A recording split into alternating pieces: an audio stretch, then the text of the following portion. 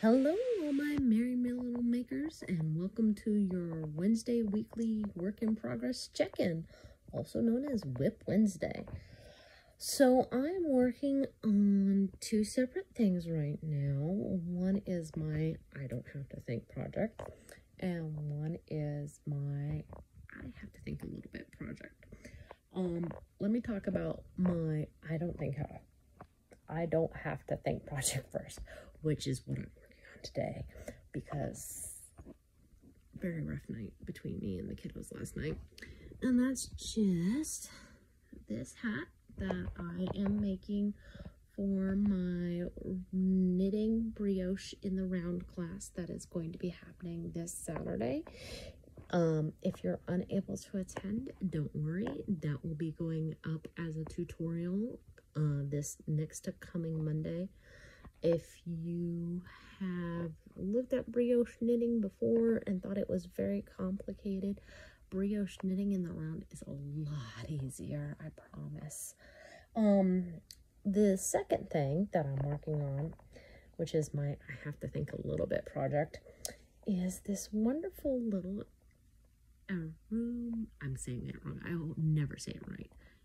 Arumigumi wolf that I'm making for my friend who is pregnant. And I've got the head done, and I've got two of the paws done.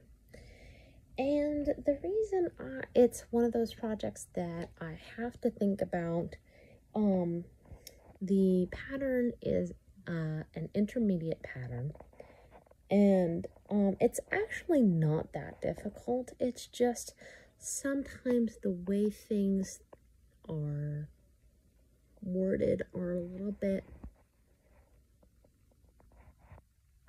hard to understand. I don't know how else to say that.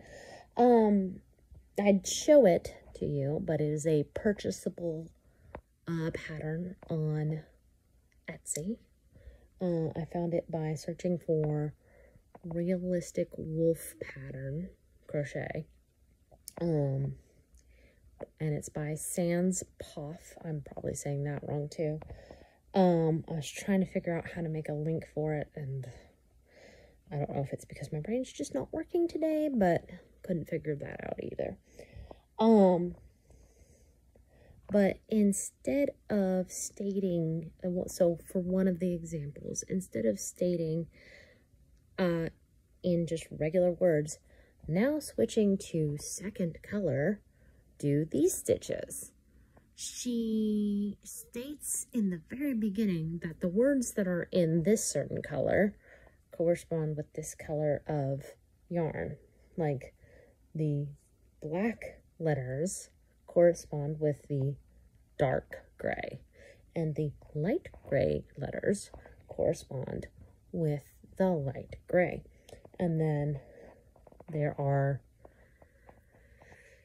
almost 10 letters that correspond with the oatmeal, which is fine if you can print in color, or if you can view the pattern in color. But if you print in black and white, it does not work. And I understand why she did that. She was trying to save on space, I think. But the fact that she has to go back and explain what exactly she means, I feel like she would have been better off if she would have just stated, and now with the oatmeal do this, and now with the gray, and then switch back to the light gray. But that's just me. If you do this pattern, one thing to note about things that I have learned from this project already is that you cannot do this as a spiral construction. If you do this as a spiral construction, the colors will not line up correctly on the wolf face, at least. When she starts a new round, she does not chain one and then go into the same space as her first single crochet. She goes into the next space. And maybe that's just I think that's just a difference in style.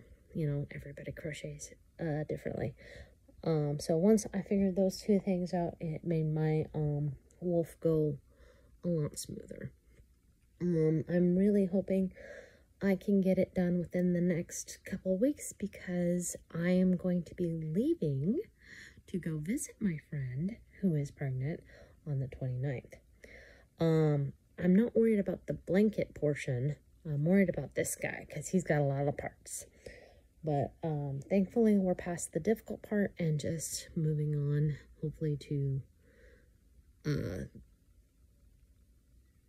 body will go quicker.